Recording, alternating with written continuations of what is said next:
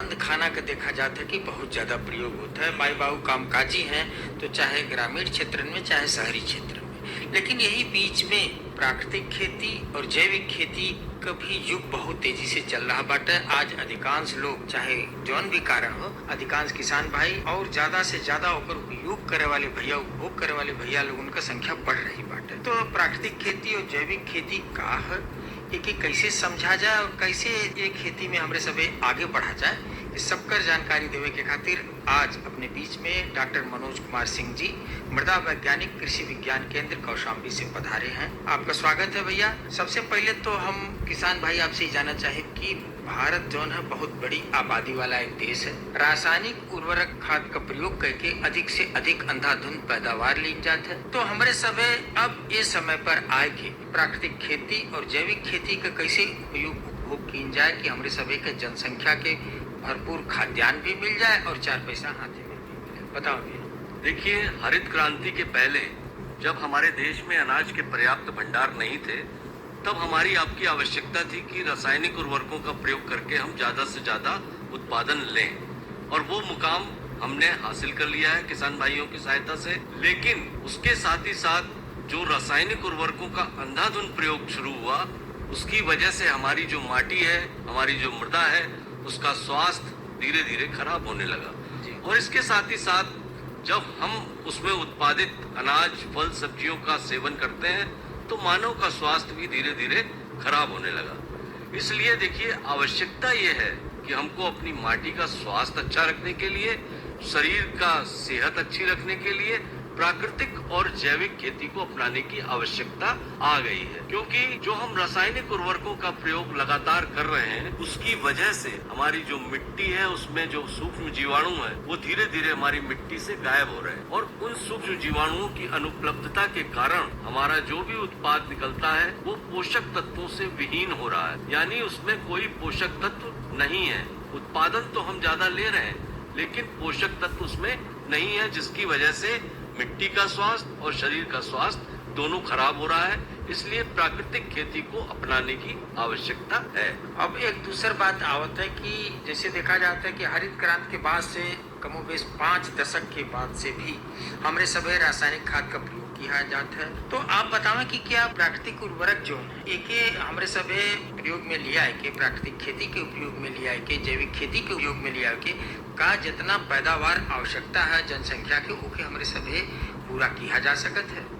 देखिए, प्राकृतिक खेती और जैविक खेती को यदि हम अपनाते हैं, तो पहले वर्ष और दूसरे वर्ष हमारा उत्पादन प्रभावित हो सकता है, लेकिन हमारी मिट्टी का स्वास्थ्य अच्छा होगा और उसमें जो भी उत्पाद होगा वो पोषक तत्वों से परिपूर्ण होगा।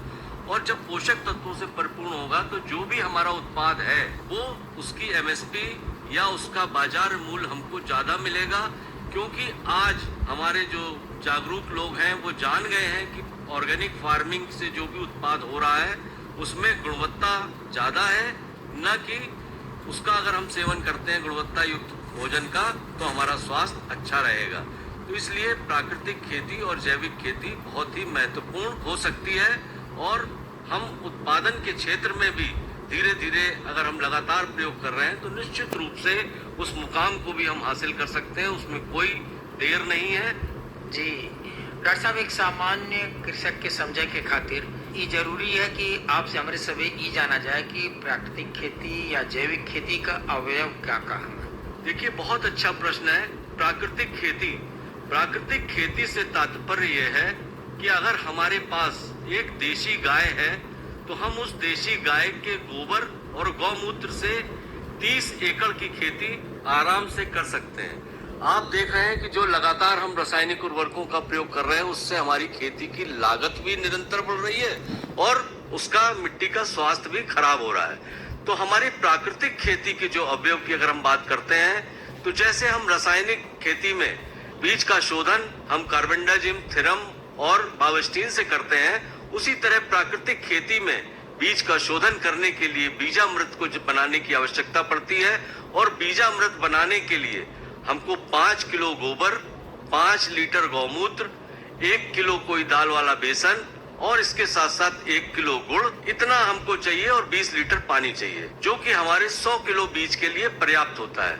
इनका घोल बनाकर हम उसको तैयार कर लें और जब भी कोई बीज बोने जा रहे हैं तो 100 किलोग्राम बीज के लिए ये जो उपयुक्त दरें हैं ये पर्याप्त है, और इसको उसके ऊपर छिड़क कर छाया में सुखाने के बाद बीज को बो दें। इसके बाद जीवामृत की अगर हम बात करते हैं तो जीवामृत हमारा, जैसे रासायनिक खेती में हमको यूरिया, डीएपी, पोटास इन सब का प्रयोग करना पड़ता है, उसकी जगह हम जीवामृत का प्रयोग कर सकते हैं। और जीवामृत बनाने के लिए हमको 10 किलोग्राम गोबर, 10 लीटर गौमूत्र, 2 किलो गुड़ और 2 किलो कोई दाल वाला बेसन, और इसके साथ साथ पीपल या बरगद के पेड़ के नीचे की 1 मुट्ठी मिट्टी हमको चाहिए, जिसका कि हम घोल 100 लीटर पानी में ड्रम में तैयार कर लेते हैं और उसको 3 दिन तक घड़ी की सुई की दिशा में बराबर चलाते हैं और उसको जूट के बोरे से ढककर रख देते हैं। और 3 दिन बाद हम सिंचाई के साथ अपने खेतों में प्रयोग करेंगे तो निश्चित रूप से हम जो रासायनिक खाद के रूप में यूरिया, डीएपी डालते हैं